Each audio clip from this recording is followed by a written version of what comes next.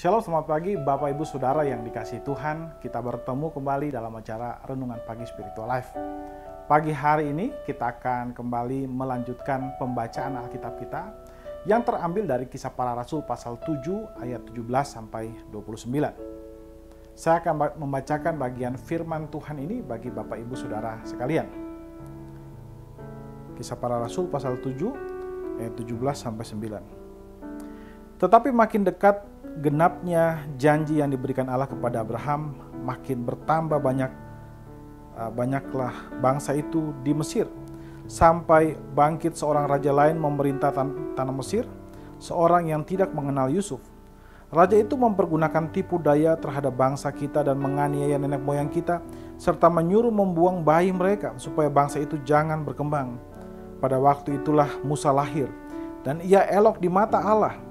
3 bulan lamanya ia diasuh di rumah ayahnya.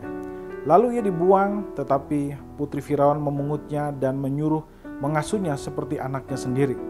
Dan Musa dididik dalam segala hikmat orang Mesir dan berkuasa dalam perkataan dan perbuatannya. Pada waktu ia berumur 40 tahun, timbullah keinginan dalam hatinya untuk mengunjungi saudara-saudaranya, yakni orang-orang Israel. Ketika itu ia melihat seorang dianiaya oleh seorang Mesir, lalu ia menolong dan membela orang itu dan membunuh orang Mesir itu. Pada sangkanya saudara-saudaranya akan mengerti bahwa Allah memakai dia untuk menyelamatkan mereka, tetapi mereka tidak mengerti.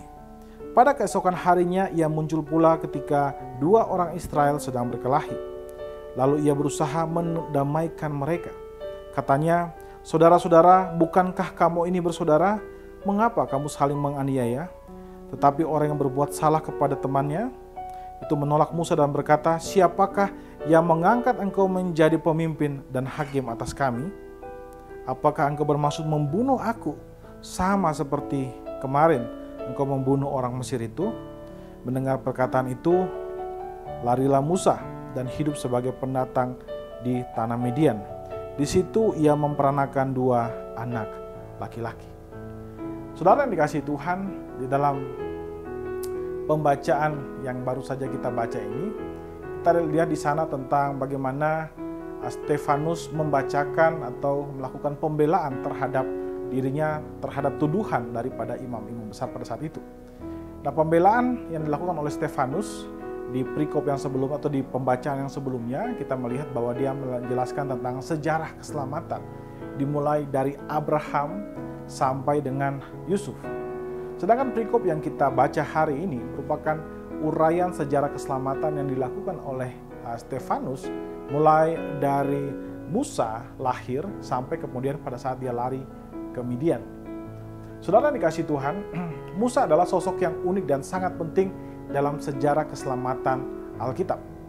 Sejarah tersirat, Stefanus menggunakan Musa sebagai tipologi Kristus dalam Perjanjian Lama, di mana Musa yang walaupun dibesarkan dalam lingkungan istana Mesir, namun Musa tidak mau mempertahankan kenyamanannya itu. Malah ia rela membunuh tentara Mesir untuk dapat menyelamatkan seorang Israel atau bangsa Yahudi dari penganiayaan yang dialami oleh dia. Saudara, pembunuhan yang dilakukan Musa terhadap tentara Mesir merupakan suatu tindakan yang sangat berisiko pada saat itu. Namun Musa tetap melakukannya. Dia bisa saja dibuang oleh keluarganya dan dia bisa saja mungkin terkena hukuman yang sangat berat. Tapi kemudian dia mengambil resiko itu. Sayangnya ia pun mengalami penolakan dari orang Israel yang membuat dia sangat takut dan akhirnya ia lari ke Midian. Saudara yang dikasihi Tuhan, sosok Musa memiliki hal yang sama, kemiripan dengan Kristus, di mana Kristus pun meski rela meninggalkan segala kemuliaan di surga dan untuk membebaskan manusia yang sedang hidup dalam penindasan dan kuasa dosa. Namun Yesus sama halnya dengan Musa sama-sama ditolak oleh orang Yahudi. Mereka menolak dia sebagai Tuhan dan Juru Selamat, sama seperti mereka menolak Musa yang berusaha menyelamatkan mereka pada saat itu. Bahkan lebih tragis lagi, Kristus itu dibunuh oleh orang-orang Yahudi itu sendiri. Saudara, Salah satu hal yang bisa kita pelajari dari keteladanan baik Musa maupun Yesus adalah pribadi mereka yang siap meninggalkan segala kenyamanan mereka untuk melakukan kehendak Allah. Sebagai orang Kristen, demikian juga kita. Kita harus siap melakukan kehendak Allah meskipun kita harus meninggalkan segala kenyamanan yang kita miliki sekarang atau yang kita alami sekarang untuk dapat melakukan kehendak Allah dengan sepenuh hati. Saudara, kenyamanan di dalam kehidupan seorang Kristen adalah melangkah di dalam kehendak Allah. Saudara, mari kita ambil waktu sejenak untuk merenungkan firman Tuhan yang baru saja kita dengarkan ini. Saudara, apakah saudara bersedia untuk meninggalkan semua kenyamanan saudara demi melakukan kehendak Allah? Marilah kita mengambil waktu sejenak untuk mendoakan hal tersebut. Berdoalah untuk meminta anugerah Tuhan agar saudara mampu atau diberikan kekuatan untuk dapat sanggup untuk meninggalkan segala kenyamanan saudara hanya untuk melakukan kehendak Allah saja.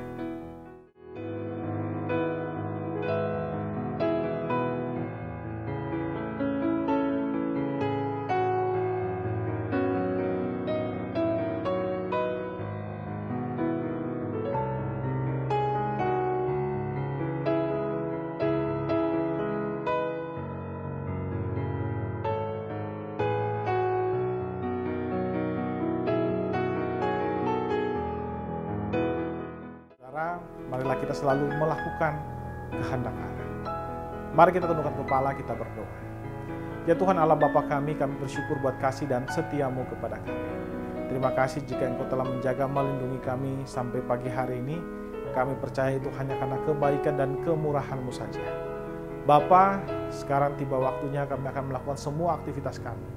Kami berdoa menyerahkan semuanya ke dalam tangan-Mu Tuhan, biar apapun yang kami kerjakan hari ini itu mempermuliakan nama-Mu Tuhan. Dan melalui firman-Mu hari ini, ajar kami juga, berikan kepada kami kekuatan untuk bisa meninggalkan semua kenyamanan kami, supaya kami dapat hidup untuk kerajaan, untuk menjalani kehidupan kami sesuai dengan kehendak-Mu di dunia ini Tuhan.